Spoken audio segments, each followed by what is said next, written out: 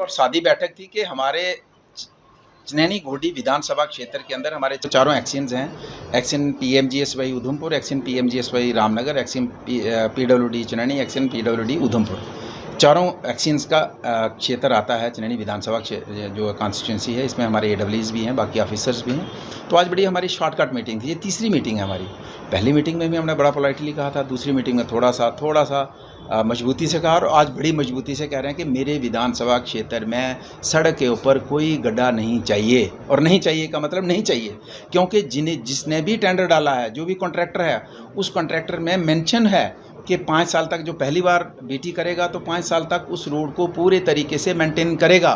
उसने लिख के दिया है, उसकी डिपॉजिट वहाँ पे है, उसका पैसा अभी तक विभाग के पास है। फिर जो रिपेयर होता है जिसमें 3 साल के लिए, उसको फिर से मेंटेन करने उसकी जिम्मेदारी है।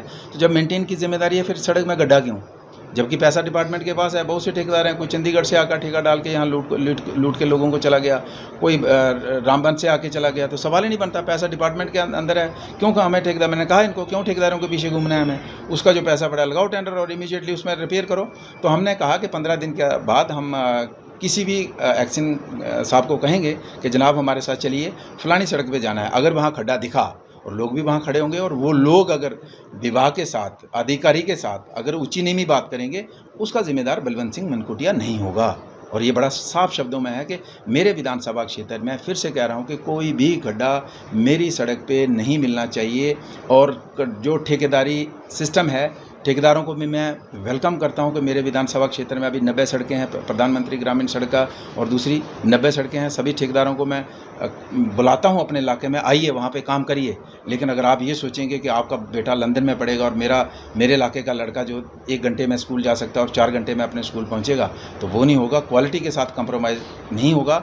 जो भी ठेकेदार, उसका स्वागत है, और क्वालिटी का काम करेगा उसको हम गले से लगाएंगे, और जो क्वालिटी का काम नहीं करेगा उसको हम किस तरीके से निपटेंगे वो डिपार्टमेंट की जिम्मेदारी है, और फिर पब्लिक हमारी निपटेगी। सलमेर ब्रिज का काम जो है वो लिंकरान होता जा रहा है, डीपीआर पे डीपीआर चेंज होती जाती है, क्या कारण है इसका? लोगों को कब सुविधा मिलेगी?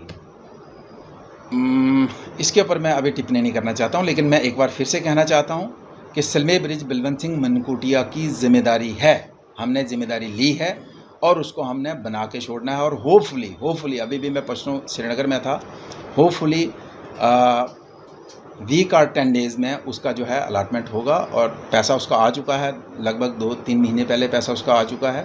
थोड़ी सी कोडल फॉर्मेलिटीज़ हैं जिसकी वजह से डिले हुआ है, लेकिन मैं आपको यकीन दिलाता हूं, मैं पूरी जनता को यकीन दिलाता हूं कि जो आपसे वादा किया है उस वादे को पूरा उस पर खरा उतरेंगे, और विदिन वीक और 10 डेज़ उसमें उसका टेंडर का प्रोसेस स्टार्ट करेंगे।